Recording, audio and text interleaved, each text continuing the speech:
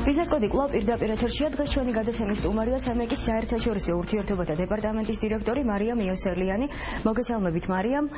მადლობა სტუდიაში მოგზაურობისთვის და მადლობა მოწვევისთვის. დიახ, ერთი თემა, რომელიც ახლა მეტად საინტერესო არის მომხმარებლისთვის, ეს არის მესამე ენერგეტიკული პაკეტი, რომლის მიღებასაც გეგმავს საქართველოს. რა შეიცვლება რიგითი მომხმარებლისთვის და რატომ არის მნიშვნელოვანი აი ამ ენერგეტიკული პაკეტის მიღება, რასაც ასევე ასოცირების ხელშეკრულება გვავალდებულებს ჩვენ. მოგესალმებით, მივესალმებით თქვენს მაყურებელს. პირველ რიგში მინდა აღნიშნო, რომ მცირედი დაზუსტება მინდა გავაკეთო. მესამე ენერგეტიკული პაკეტი, როგორც ასეთი, სრული პაკეტი ჩვენთვის შესაძლებლად სავალდებულო არ იქნება. თავდაპირველად უნდა ხაზი გავუსვათ იმას, რომ საქართველოს ხელი მოაწერა ევროკავშირთან ასოცირების შეთანხმებას, რადგან დღეს ჩვენ ვსაუბრობთ ენერგეტიკის სექტორზე. მხედველობაში უნდა ვიქონიათ შემდეგი ფაქტი: ასოცირების შეთანხმების 25 დანართი ეხება ენერგეტიკის სექტორს. დანართი ჩამოთვლის მთელ რიგ დირექტივებსა და რეგულაციებს, რომლებიც შესაძლებელი იქნება საქართველოსათვის. თუმცა ამავდროულად მითითებას აკეთებს ენერგეტიკული თანამეგობრობის მიერთების ოქმზე, სადაც უფრო დეტალურად არის მოცემული თითოეული დირექტივა თუ რეგულაცია და ვადებიც კი. დიახ, აი რაც შეეხება ენერგეტიკულ თანამეგობრობას, რომელიც 2005 წელს დაფუძნდა ათენში და 20 სახელმწიფოა გაერთიანებული და ერთი დამკვირვებელი და სამი დამკვირვებელი და ერთი კანდიდატი, ხო ასია. აი საქართველოს რას მისცემს აი ამ თანამეგობრობაში შესვლა? რა შეიცვლება ჩვენთვის რიგითი მომხმარებლებისთვის? ანუ მე ვგულისხმობ ბაზარზე თამაშის წესებს, თქვა რა ბენეფიტებს მივიღებთ ჩვენ? კი ბატონო, საქართველოს ჯერ სარგებლობდა დამკვირვებლის სტატუსით. 2014 წელს საქართველოს სახელმწიფომ გააკეთა განაცხადი გაწევრიანების თაობაზე და ჩვენ ახლა ვართ უკვე კანდიდატი სახელმწიფო და სავარაუდოდ ალბათ მიმდინარე წლის სექტემბრის ბოლოს უკვე გავხდებით წევრებიც. რა შეიცვლება რიგითი მომხმარებლისათვის, როგორი იქნება ბაზარი? რადგან უპირველეს ყოვლისა მესამე ენერგეტიკული პაკეტის მიზნები რა არის? რატომ დადგა საჭიროება მესამე ენერგეტიკული პაკეტის მიღების? ეს იყო მომხმარებელთა უფლებების დაცვა, კონკურენციის ხელშეწყობა და დამოუკიდებელი მარეგულირებელი ორგანოს დაფუძნება. შიდა სახელმწიფოებრივ დონეზე, რა თქმა უნდა. ყოველივე ამას განამტკიცებს ენერგეტიკული თანამეგობრობას. ენერგეტიკული თანამეგობრობა ეფუძნება მის დამფუძნებელ ხელშეკრულებას, იქ მთელი რიგი ფუნქციები და ვალდებულებები არის მოცემული, ისევე როგორც უფლებები. ასევე ყველაზე მნიშვნელოვანი რაც არის, მოხდება ბაზრების ლიბერალიზაცია. დიახ, აი რას გულისხმობს ბაზრების ლიბერალიზაცია? დიახ, რას გულისხმობს ეს გულისხმობს ბაზრის გახსნას, როგორც საცალო, ასევე საბითუმო დონეზე.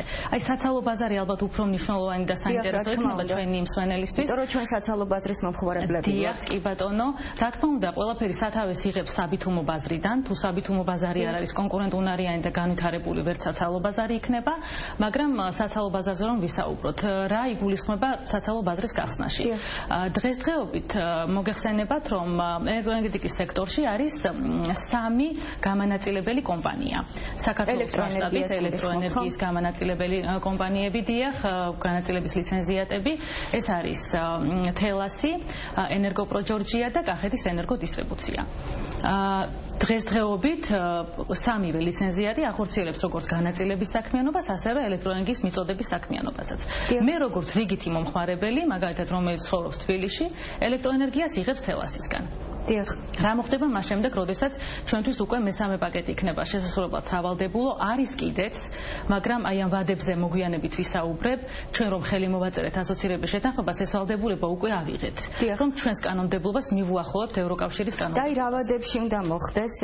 ვადები ფიქსირებული არის ენერგეტიკული თანამეგობრობის მიერთების ოქმში წერია, რომ გაწევრიანებიდან დაახლოებით 2 წლის განმავლობაში საქართველოს კანონმდებლობა იქნება შესწავლილი, აღმოჩენილი იქნება გარკვეული ხარვეზები, რაც თქვათ საქართველოს კანონმდებლობას აქვს.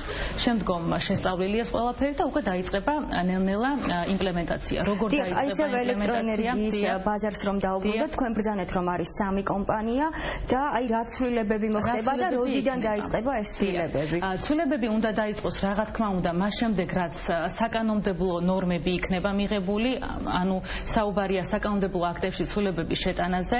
დღესდღეობით ძირითადად ძირითადი საკანონმდებლო აქტი ეს არის ელექტროენერგეტიკისა და ბუნებრივი გაზის შესახებ საქართველოს კანონი, როდესაც ამ კანონში იქნება შეტანილი ცვლილებები და გაჩნდებიან ბაზრის ახალი მონაწილეები, როგორებიც არიან მაგალითად მიმწოდებლები. დღეს გამანაწილებელი კომპანია ახორციელებს განაწილებასაც მიწოდებასაც, როგორც აღნიშნე. მომავალში გაჩნდება კომპანია, რომელიც არის გამანაწილებელი სისტემის ოპერატორი, იგი ფლობს ქსელს და გაჩნდება დამოუკიდებელი მიმწოდებელი. მიმწოდებელი იქნება ჩვეულებრივი ლიცენზირებული პირი, იურიდიული პირი, რომელიც განახორციელებს ელექტროენერგიის მიწოდებას საბოლოო მომხმარებლებისათვის. ანუ მომხმარებელს მიეცემა მიმწოდeblis არჩევის საშუალება, ხო? აქეთკენ მივიდივართ. ყველაზე მნიშვნელოვანი ცვლილება, რაც იქნება ბაზარზე, ეს არის სწორედ მიმწოდeblis არჩევა. რას გულისხმობს მიმწოდeblis არჩევა და როგორ უნდა ავირჩიო მიმწოდებელი.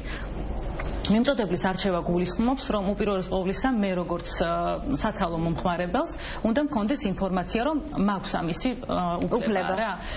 რასაკვირველია, შემდგომ სავალდებულოა, რომ სემეკის საიტზე საერთაშორისო საუკეთესო პრაქტიკა ამ კუთხით ვითარდება, რომ დამოუკიდებელმა რეგულირებელ ორგანოსთან არსებობს ხოლმე ერთ-ერთი სტრუქტურული ქვედანაყოფი, რომელიც ამ საკითხებით იქნება დაკავებული. სემეკის საიტზე განთავსდება მიმწოდებლების სია, თითოეულ მომხმარებელს საშუალება ექნება გაეცნოს ამ მიმწოდeblis პორტფელს, შეისწავლოს თუ თქვათ რა ფასად შესთავაზებს მომსახურებას, რა ვადით მიაწვდის მომსახურებას და ასე შემდეგ. ანუ ეს იმას ნიშნავს, რომ მაგალითად თბილისში თელასის ბუნებრივი მონოპოლია დასრულდება. აქეთ მივდივართ, ხო? დიახ, მიწოდების ნაწილში დასრულდება, რადგან დერეგულირება მოხდება ამ სეგმენტის. დღეს თქვენ იცით, რომ ჩვენ გვაქვს ერთი ტარიფი განაწილების, რომელიც მოიცავს მიწოდების კომპონენტსაც ასევე. მომავალში იქნება ცალკე მხოლოდ მიწოდებელი. არა, მიმწოდeblis ტარიფს სემეკი აღარ დაადგენს, ეს იქნება ბაზრის მიერ რეგულირებული. ძალიან უტრირებული მაგალითი რომ მოვიყვანო, მაგალითად გაცვლითი კურსი ეროვნული ვალუტის, რომელსაც ბაზარი ადგენს და ამაში არ ერევა მარეგულირებელი. ანუ აბსოლუტურად მოთხოვნა მიწოდებაზე არის ეს დამოკიდებული. ასევე იქნება ჩვენ შემთხვევაშიც და თავად მომხმარებელს ექნება საშუალება აირჩიოს მიმწოდებელი. ანუ ამ შემთხვევაში შესაძლოა მომხმარებლისთვის ელექტროენერგია გაიაფთეს, ან გაძვირდეს, ხო? ბუნებრივია, რადგან ბაზარი დაარეგულირება. რა შემთხვევაში გაძვირდება? რა შემთხვევაში გაძვირდება? გაძვირდება მხოლოდ იმ შემთხვევაში, თუ კი ჩვენ საუბარი გვაქვს ბოლო ინსტანციის მიმწოდებელზე. ვინ არის ბოლო ინსტანციის მიმწოდებელი? როდესაც მაგალითად მე ელექტროენერგიას ვიღებ მიმწოდებელი X-ისგან მაგალითად და მიმწოდებელი X-ი გაკოტრდება, ხომ არ უნდა დავრჩე ელექტროენერგიის გარეშე. აი ამ შემთხვევაში შემოდის უკვე ახალი იურიდიული პირი, ახალი მოთამაშე ბაზარზე, ეს არის ბოლო ინსტანციის მიმწოდებელი, რომელსაც სავალდებულოდ ექნება 6 თვიანი ხელშეკრულება და მხოლოდ 6 თვის განმავლობაში მიაწვდის მომხმარებელს ელექტროენერგიას. 6 თვის შემდეგ მომხმარებელს უჩნდება ვალდებულება კვლავ აირჩიოს ახალი მიმწოდებელი და მასთან გადაერთოს.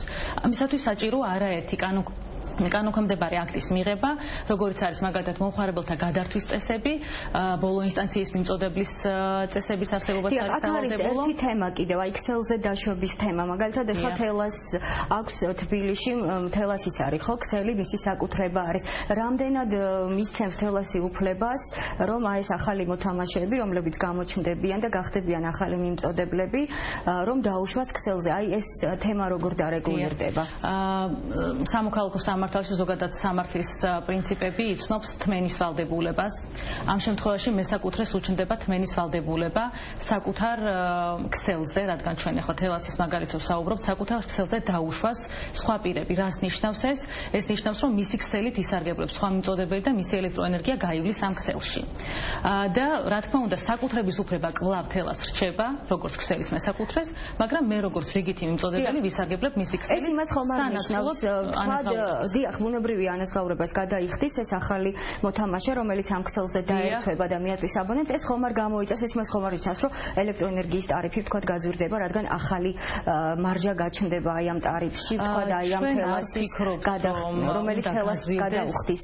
სავარაუდოდ არ უნდა გაძვირდეს ტარიფი, ალბათ ჩემი მოსაზრება, მხოლოდ აი სამართლებრივ ასპექტს შევეხები, ალბათ უმჯობესია მე სპეციალისტებისაგან აზრის მოსმენა. ამ ეტაპზე ჩვენ ვფიქრობთ, რომ თვითონ ელექტროენერგიის ენერგიის ფასი იქნება შედარებით დაბალი ვიდრე დღეს არის. წარმოიდგინეთ, მე როგორც გენერაციის ობიექტი შეიძლება იმავდროულად გავხდე მიმწოდებელი. ანუ ჩემი ელექტროენერგია იყოს იაფი ვიდრე დღეს არის თელასის ელექტროენერგია, რომელიც სხვადასხვა წყაროსაგან ყიდულობს მას. ამ შემთხვევაში ერთი მეორეს დააბალანსებს სავარაუდოდ, ამიტომ ჩვენ ვფიქრობთ, რომ არ უნდა გაიზარდოს ტარიფი და უფრო მეტად მიმზიდველი უნდა გახდეს გარემო მომხმარებლისათვის. ანუ ესე იგი თელასი აი ამ საფასურის საფუძველზე ქსელზე დაუშვებს, ეს გასაგებია. კიდევ ერთი თემა, რაც მომხმარებელს აინტერესებს და აუცილებლად მინდა გითხოთ, ეს არის ზაფხულის პაკეტი. ანუ რისი თქმის საშუალებაც გაქვთ ახლა რომ გვითხრათ, არის ესეთი რიგ ქვეყნებში ესეთი ტარიფი, რომ თქვა დილით სხვა ტარიფია ელექტროენერგიის მომსახურების, შუადღეს სხვა, საღამოს სხვა. აი საქართველოს რამდენად აქვს შანსი რომ გადავიდეს ასეთ იცით რა, თეორიულად რა თქმა უნდა ეს შესაძლებელია ალბათ, რაც შეეხება ზაფხულის პაკეტს. 2015 წლის ივლისში იქნა იგი მიღებული ევროპარლამენტის მიერ და ძირითადი მამოძრავებელი რა იყო?